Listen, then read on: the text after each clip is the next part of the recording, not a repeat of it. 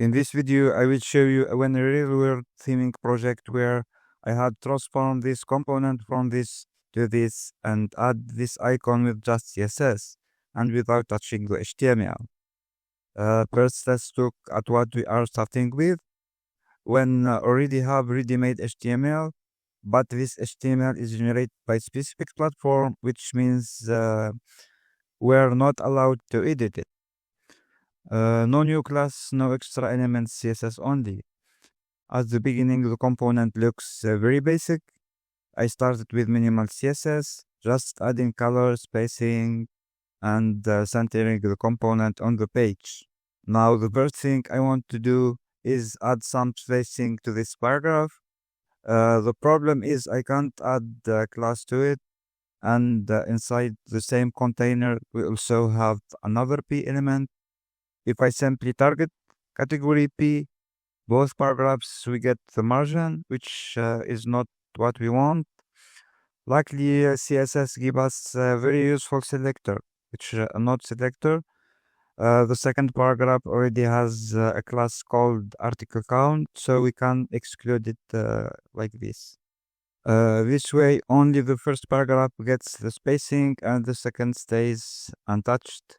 Next, we need to add this icon, again, without touching the HTML. My go-to solution for this is using the after pseudo-element on the category container. The after element becomes the last child inside the container, which makes the perfect for adding our icon.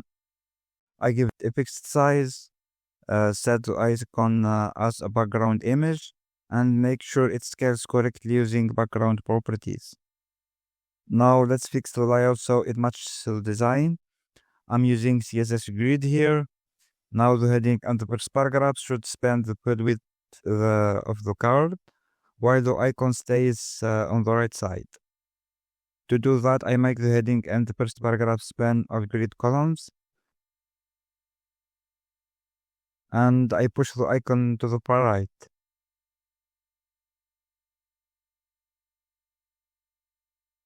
Last but not least, we have to align vertically the text in the bottom of our icon. And just like that, we have recreated the design using only CSS with zero changes to the HTML.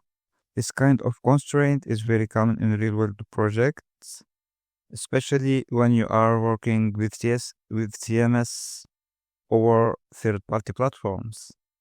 If you enjoyed this video and want more real-world CSS tips like this, don't forget to subscribe. Thanks for watching, and I will see you in the next one.